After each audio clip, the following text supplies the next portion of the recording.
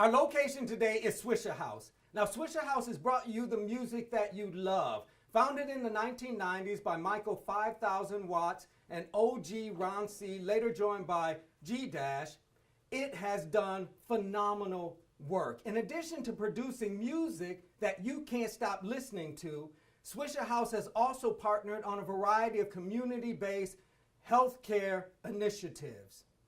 Now, we're here today because we're going to move our conversation from the difficulties churches have had with certain forms of musical expression, hip-hop, to the ways in which hip-hop artists have challenged religious institutions and religious doctrines.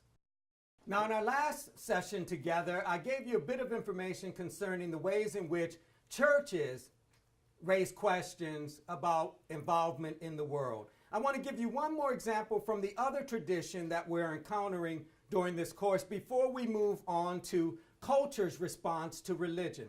The Nation of Islam has always had a strict moral and ethical code, a code of conduct that involved a certain perception of how you move through the world, limits on what you could do and what you could not do. No smoking, no drinking, no cursing, no dancing, a variety of no's. This often creates conflict with hip-hop artists who want to celebrate life's simple pleasures. Now, certain artists may celebrate getting together with friends and having a little gin and juice. Now, put that over against what the Nation of Islam says about the use of alcoholic beverages, and you see that there is a conflict. So religious institutions have been critical of cultural production, but you should not think this was a one-way street. There are so many examples within popular culture of folks outside of the church raising questions concerning its conduct. Let me just give you a couple of examples. One, the famous, the internationally known writer Richard Wright, in more than one text, argues that black churches do very little to safeguard the well-being of folks who are in need.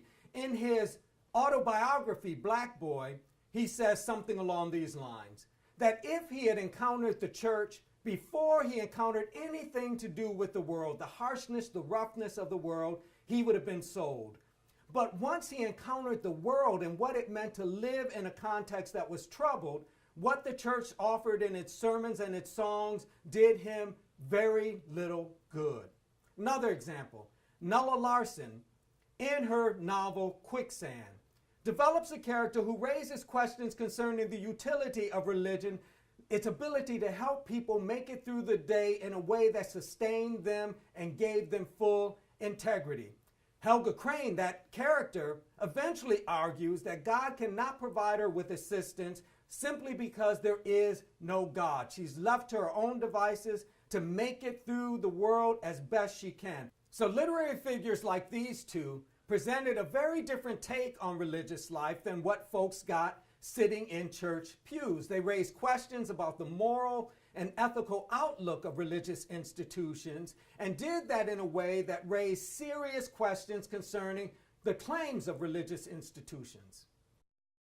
In addition to literary critiques of religion, there has been tremendous attention given to the morals and ethics of religious institutions within the context of music. I'm going to highlight the blues. Now, when I say blues, don't think in terms of the mid-20th century and race records. Think about the earlier formations. In the same way that we cannot accurately date the beginning of the spirituals, we cannot accurately date the beginning of the blues. What we do know is these two musical forms had very different opinions on religious claims, Christian claims, whereas the spirituals embraced and assumed the correctness of Christian teachings. The blues raised questions about the ability of these teachings to make a felt difference in the world. And this critique of religion within the blues will continue. One of the sore spots for the blues involved the church's inability to understand the body in ways that weren't negative. Within the context of churches, whether they were black churches or white churches, it didn't matter much.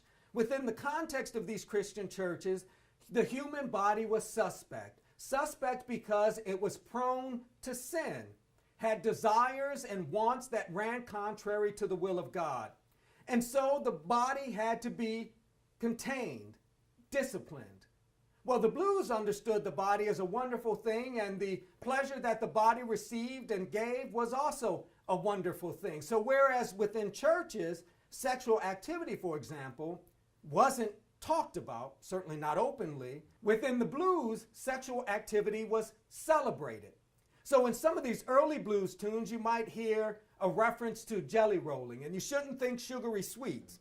Jelly rolling was a way to discuss sexual activity, sexual intercourse. You'll see the conflict here. The blues, all about this world, enjoying life within the context of human history.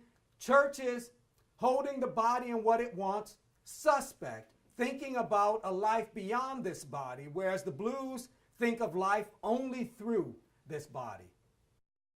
The relationship between religion and culture is long, it's rich, it's complex, but it hasn't always been friendly. Now, I've given you two examples, one drawn from literature, the other drawn from music, the blues. Now, you may want a bit more on this conflict, and you know how to find it at this point. Now, what we need to do next is tie this conversation into the other focus of the course, hip-hop. What are the ways in which hip-hop artists have challenged Christian and Islamic sensibilities?